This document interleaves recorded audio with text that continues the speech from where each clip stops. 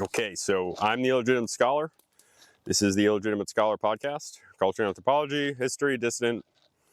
It's what we do, right? So it's what the royal we does. Now I get by with a little help from my friends. Okay, but regardless, I'm going to skip the intro today. So this episode is going to be a little bit different. I'm just going to talk. I had some notes, but I kind of threw them on the ground. I'll probably pick them up again. And I'm just, I'm going to talk about Israel and Palestine and my thoughts on it and from my perspective. And I hope I don't offend anybody. And, it's a rough situation. And, it's it's an understatement. But yeah, what I should say is I've been awake all night. It's 8:28. Just went and got some Starbucks, listened to some Oliver Anthony in the car. You all know I love Oliver Anthony, and got my coffee, and I'm sitting in the garden. I started a fire, and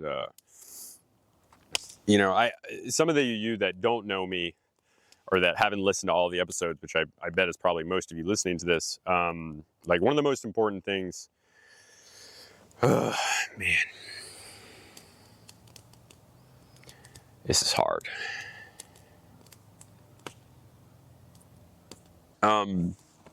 Okay, Cleveland. I've tried to start this a few times. It hasn't worked, so I'm just going to start, and what comes out is what comes out. Might not be in the best order. I hope you'll bear with me. It's something I worry about because I got a lot of new people coming to the show right now. The show's been growing a lot, and I care about my retention. I care about putting out a good finished product for everybody. I can't tell you how much I appreciate it. Here's the point. I'll tell you right now. If this is not the episode to listen to if you're only going to listen to one episode. If you're listening to this right now and you don't already like what I have to say, I haven't already built trust with you, then I'm going to tell you something important, then please go listen to another episode. I recorded a little bit before this. That's going to go up on the Patreon, but this right now, I'm going to do it uncut, no Clevelands. I might say Cleveland, but I don't think I'll cut them out unless there's a big section. So yeah, I've been awake all night, not because I was upset or anything, but sometimes my sleep schedule, I just get a little bit later every night. The night before last was 4 a.m., so 6 a.m., I got to go out. So I came out here and I started a fire because I wanted to record this episode in the morning. I just wanted to get it out of the way, and not get out of the way like I didn't care about it, but it needed to be done. And I think that given the circumstances, this is good for this this thing. Around a lot of tragedies like this, there's a lot of performative. You don't know what people's feelings are, but I can tell you, and I'm not looking for sympathy. I'm not looking for anything, but like a lot of you have probably felt for real that regardless of what side you support, and that's not what we're going to talk about today, the things that we've seen, and that could mean a number of different things. Don't assume.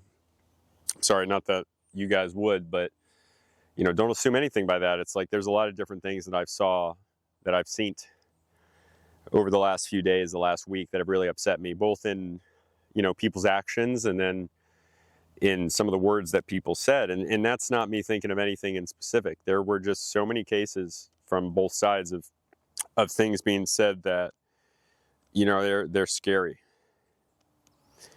And I've addressed this on the podcast before. I've said this a number of times, but I'm nonviolent. I take the approach that when I was an NCO in the Marine Corps, barely was, but when I was, I was the nice guy, I guess. People would say you're being too soft, but everyone else around me, all the other NCOs, I felt like were too hard. So myself, maybe for me as an individual, to respond to that situation, or for me as an individual, for me to be a well-rounded person, I should have known how to be harder on people. And I was at certain times, and usually they were times that I shouldn't have been, because I missed. And that's one of the reasons why I wasn't hard on people, because, the real issue is figuring out when you're supposed to do that. And there's some bigger applications for that, but I digress. I'm just going to stoke this fire. It's okay to have a little interruption, to stoke some fire. It's nice. It's feel good. Don't burn any pressure treated lumber.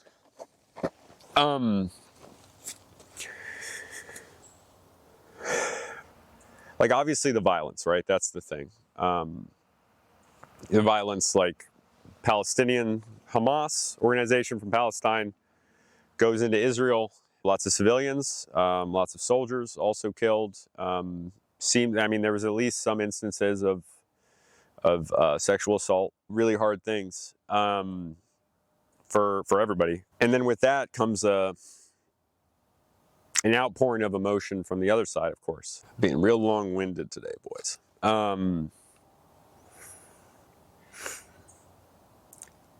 Cleveland. Look, I gotta tell you, I don't feel qualified to be talking on this subject to you guys.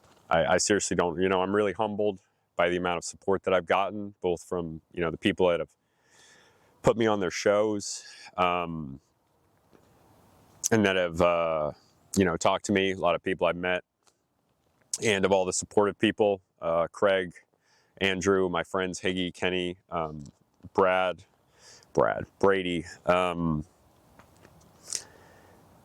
And you know, I have to say that because, like, I want to speak on these things. I want to share how I feel because I hope that it'll help. But you know, it feels like it's such an insurmountable problem that who am I to say anything here? But I will talk about me for a little bit because this is something that's at the root of a lot of what I talk about here and why I feel the way that I do. And that's, you know, Cambodia. When I was 10, 11, if you listen to the podcast, you know, you've heard this story. I've told it a number of times in different lengths, but you know, I was young, 5th and 6th grade. I was living in Indonesia, and you know, my dad would bring me.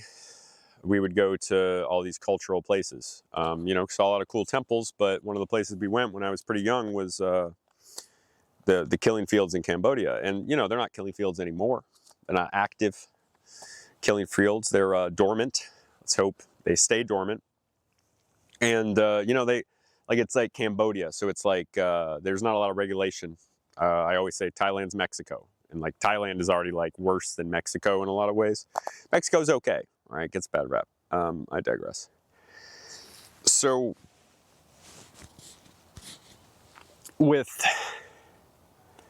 in Cambodia, you know, we're being the guide who's showing us around as somebody who survived the genocide. There's blood on the walls. It's like not only fields of killing where there's literal pyramids of skulls stacked up. There's also a place that was a concentration camp where they don't even have caution tape, or just caution tape to stop you from going and touching the wall that still has the blood on it. Like, I don't know, painted over it. But regardless, it's like, you know, it's a pretty raw thing to see. And I know you know, it's not like I've seen like real violence like in the flesh, but I think I call it a traumatic experience, not like PTSD trauma, but like it was something that, in the sense that it stuck with me. I don't know if I'm using the word exactly correctly, but it's something that stuck with me forever. But in positive ways, because the real question I got from that is, and extrapolated from that is why was this allowed to happen in Cambodia? Why did we, as the United States, I had this vision of the United States as this great and powerful nation, this all good paladin-like nation that would just do good everywhere in the world. Meanwhile, you know, it's 2004, 2005, and I think, you know, I'm a snot-nosed kid, and I think that the Muslims who are anti-American in Indonesia are like bad people. They're morally bad people. How wrong was I? I was a shit kid. Shit adult a lot of the time too, but it's so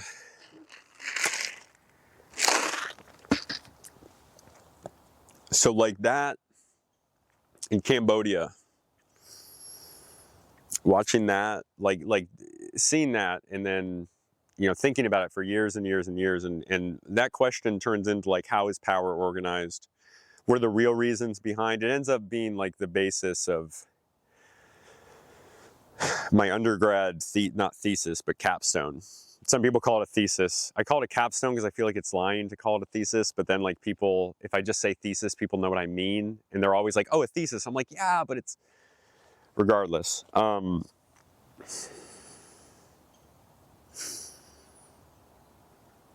I gotta call Alexis Dutton. I gotta give her a call. So I think I was talking about being nonviolent earlier, a long time ago. And that, that's what I've gotten to over time. I was a Marine. I was in the Marine Corps. I was a utilities guy. You can believe I did HVAC in the Marine Corps. That's what I did. It's a specific story for another time. It's a little bit more complicated. But so when I say that I'm nonviolent, it's not that I don't think that there is violence necessary, but all things in the world are balance, I think, in a lot of ways. That's my worldview, and I think that's a eternal truth type of thing. I mean, that's not something that I would debate someone on, because you don't have to believe it. I can't control that, but that is, to me, that is the truth. While violence can be used in certain times, I think it needs to be used. Violence does beget violence. It does in a lot of ways. And it's never going to be possible that people don't commit violence, but it is possible to lessen the amount of violence. And in fact, the amount of violence has been lessened over time. But that's theory, that's whatever. What's very real is the rhetoric coming out of people who have not been exposed to this, who don't really know what this is like. And I'm not saying I do. I think, just based on some secondary experiences of the people I've talked to, I can get an idea. I got enough of an idea of war from other Marines to know that I was lucky to have not gone. I'm happy I didn't go. I think I was foolish to ever want to go. And it's a racket. War is a racket. It's a fool's errand. You don't need to do it. It's inevitable, but it doesn't mean that we should or can support it individually. Just because something's an inevitability based on the sum total of the actions of the entire human species doesn't mean that it's not virtuous and good to seek not to do it. And I do believe it's inevitable, because I believe that at a certain point you have to solve these tensions between people. And if two people believe something and they have different belief systems, and those are based in their culture, and they have differing levels of technology and differing levels of ability to exert force, and that effectively it can be soft power, it can be hard power, it can be missiles, it can be whatever. It's Kuwait didn't have to defeat Iraq. They got the United States and all of Western Europe to level Iraq into the ground. It didn't matter that Iraq could steamroll over Kuwait. I guess they could have just started killing every single person in Kuwait. That would have. There's no way. Maybe there's a scenario where Iraq wins, but the point is that, it's just what's going to happen is going to happen. There's credence to both of these arguments. I'm not going to get into it.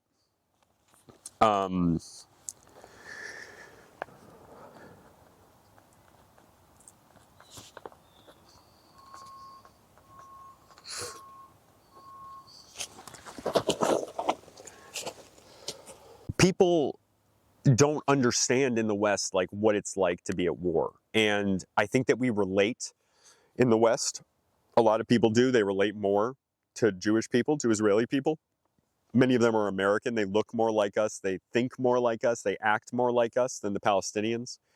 And there's this idea of the Palestinians are the out group. They're dirty. They're whatever. That's not my idea. That's just what people, in general, some people think this.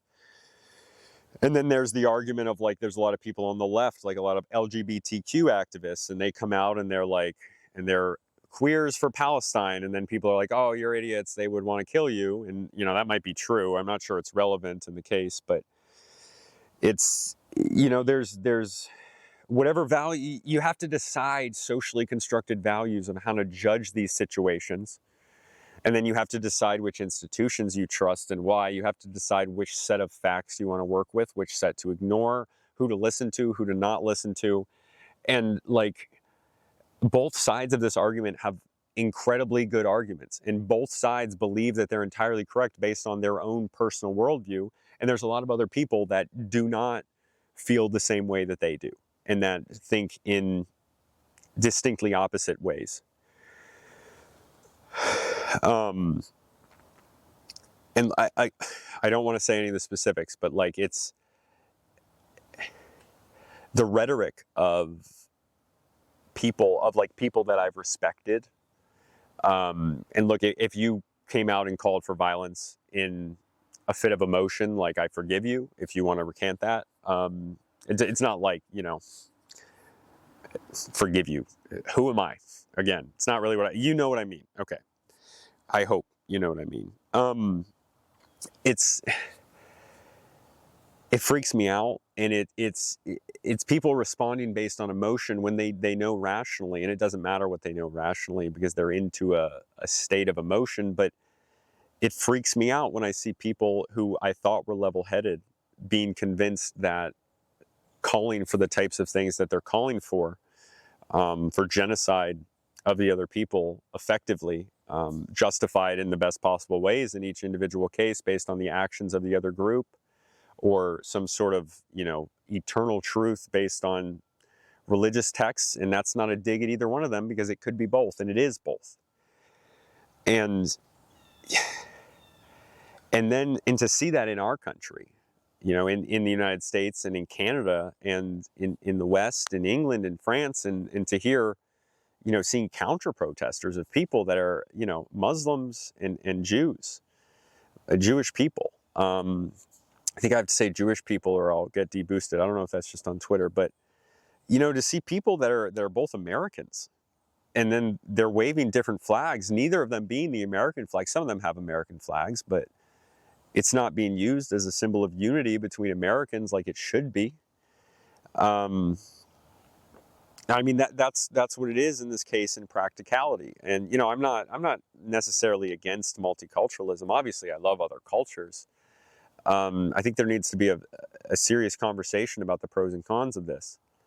And of this, I mean, why are we importing people of vastly different beliefs to our own into our country, and then they're at odds with each other in literal genocidal fury? And the same goes for, you can't do anything about it now. If you're like, well, Israel doesn't have a right to exist, Israelis can shoot back and rightfully say, well, that's genocide. How are you going to get rid of them? Because they're not going to leave. And it's like, yeah, okay, then you're right. And that's why I wouldn't say that, even though I am and this is not a secret. I'm generally on the side of Palestine, but I have Jewish friends. I know I joke about being anti-Semitic. I talk to some people who are actually anti-Semitic, but none of these people have ever called for violence against Jews. If they did, I wouldn't talk to them. I wouldn't call for any. I wouldn't talk to anybody who was making a habit of calling for violence to other people. I don't want to be around that. I'm extreme cultural relativism to all views, even though I might not agree with all of them. Just the call to violence is not something I'll do. But I digressed again. It's, I'm not anti-Semitic. I'm not. I have no reason to lie. It wouldn't do anything to me to say that I was. I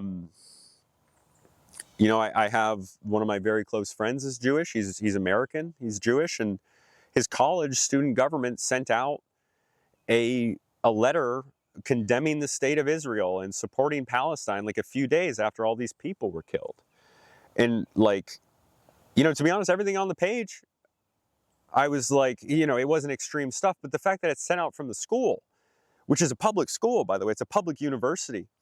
It's not a secret who it was. I'm not going to tell you, but you can look it up if you really care. You shouldn't have to deal with that. Like your institutions in the place that you go to, I mean, they should be in line with your beliefs. But if people are living in a society where their core beliefs are at odds with each other, it's not racist or xenophobic of me to be like, hey, is that a good idea? It doesn't sound like a good idea. It sounds like a really stupid idea. It sounds like a powder keg waiting to happen in your own country. Like if something blows off in the other side of the world that should be completely unrelated to our country, okay, now we have two subsections of our populations fighting in the streets, and it's tension that's going to continue to boil over because somehow they're keeping up with the status quo that inevitably leads to violence over time.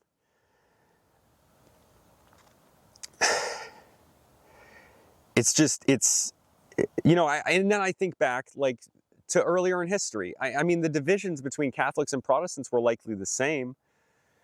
I don't know. It's hard to know. I mean, people would dismiss them today as being like, no, they weren't as much. But like the Knights of Columbus, which is like an organization like my family is a part of, they were supporting the Mexicans rebels against the Spanish government, which was working with the American government. Like there were Americans, Irish Americans, Catholic Irish Americans who were supporting rebels against the US government directly, or well, I guess indirectly.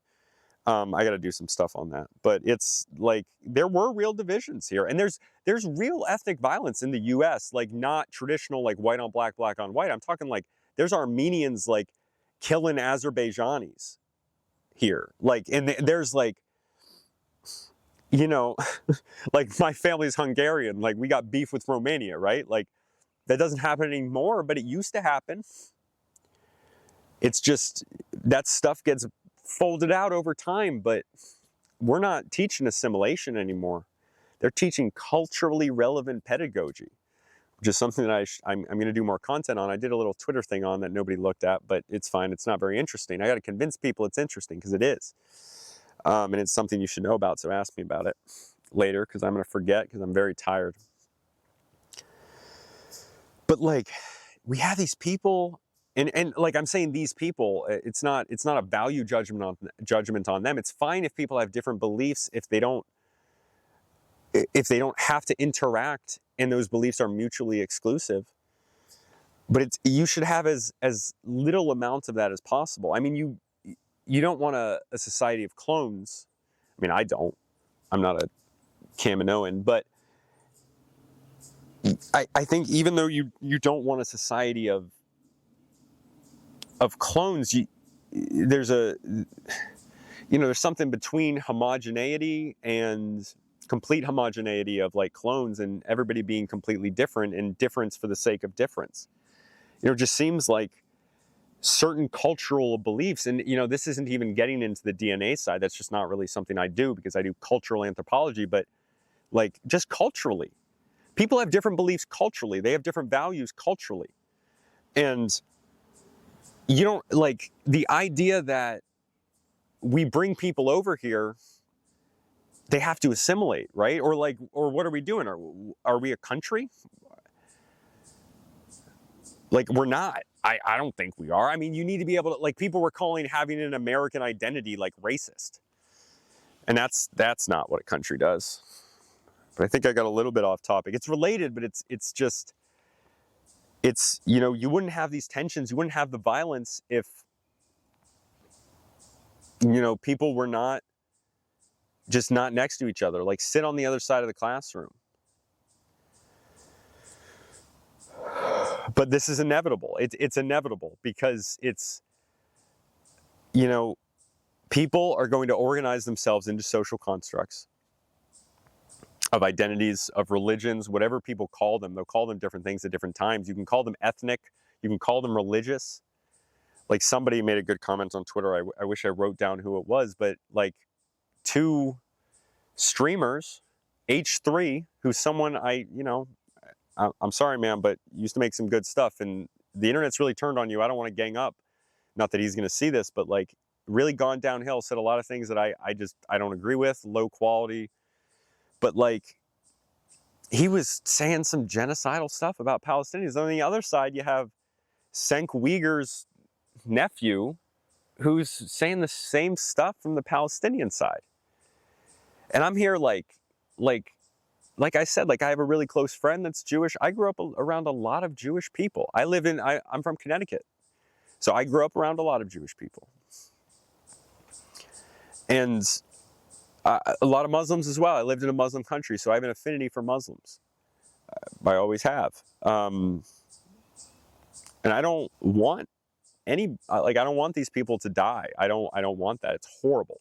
It's clearly, it's actually, I've allowed it to take a mental toll on me, probably because of the amount of time I spend on Twitter. I should probably watch that a little bit, but I'm just surprised. It feels like we're back to like the Iraq War, when people were calling for blood. And it's our beliefs that we had before, like what we thought before, all of this emotionally stimulating information was shoved into our heads. I mean, that's what you should be basing what you're doing on. That's what you should be clinging to, because like emotion clouds the logic. Like, we need stoicism right now, the Tao.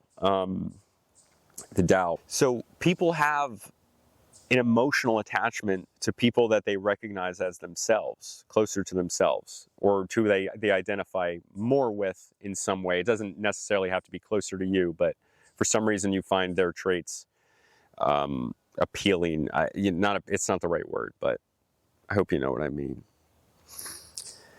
And that manifests in people, that clouds people's judgment. It does. And people will try to deny that they have that bias or that they work those biases out, but you don't. It's human nature to have those. And I think it's important to note those so that you can recognize, like, hey, you know what? Maybe this person doesn't think exactly like me. Maybe I've seen people like them saying things that I don't like, but that, like, you can't generalize. And people in America, especially the left, will understand this in the context of certain identities, but not others. And the right, this one's all messed up, right and left. It's not even worth it. This is not something that only one side of the political spectrum does. Like, how you felt before all this came out. And then, like, oh, this changes everything. And look, this was a huge event. I don't know what's going to happen now. I really don't know what's going to happen at all. It could be anything. But this is a huge attack. Like, people are comparing it to 9/11, and like, people compare January 6th to 9/11. No, this is a 9/11 situation. Dudes on paragliders dropping in, and it's horrifying, and it's relatable. It's relatable to a lot more Americans than the other side of it. And that doesn't mean the other side of it isn't horrible.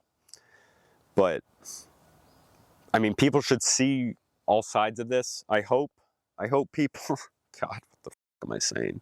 Look, man, I rambled on. I know I went back and forth. I think I covered the stuff I wanted to talk about. This blows huge donkey dicks. It's big old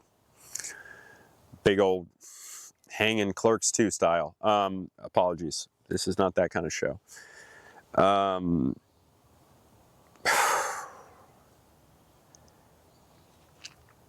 Yeah. Just Francis Fukuyama in shambles right now, bro. Just end of history and the last man. How about World War III, bitch? Dumbass. I'm just kidding. I'm sorry. I didn't mean to say that. I actually love Francis Fukuyama. It's just last night. I haven't slept, but I was talking on the stream about Francis Fukuyama and his exceptional work on the two-part series, two-volume set on political order and political decay and the rise thereof, or something like that. Okay. I'm gonna get off now. I'm gonna go to the car dealership, and I'm gonna get my oil changed. And then I'm going to come back here and I'm going to read the Tao Te Ching. I'm going to try to live stream it.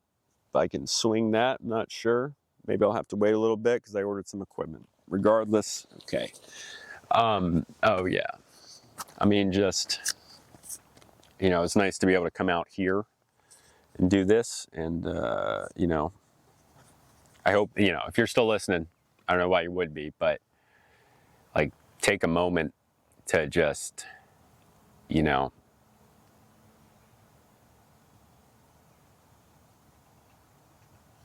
No, that's one more thing I want to say. That's the last thing I had. I think the really scary thing that people see is, they see people that live like them, that live in like this, where I live, where a lot of us live. And like, it's an aberration. It's controlled by humans, and it's flawed, and it can go away at any time, and that can be you. And that real fear, which becomes real when you see those emotional pictures and everything, that's what justifies the other actions in response.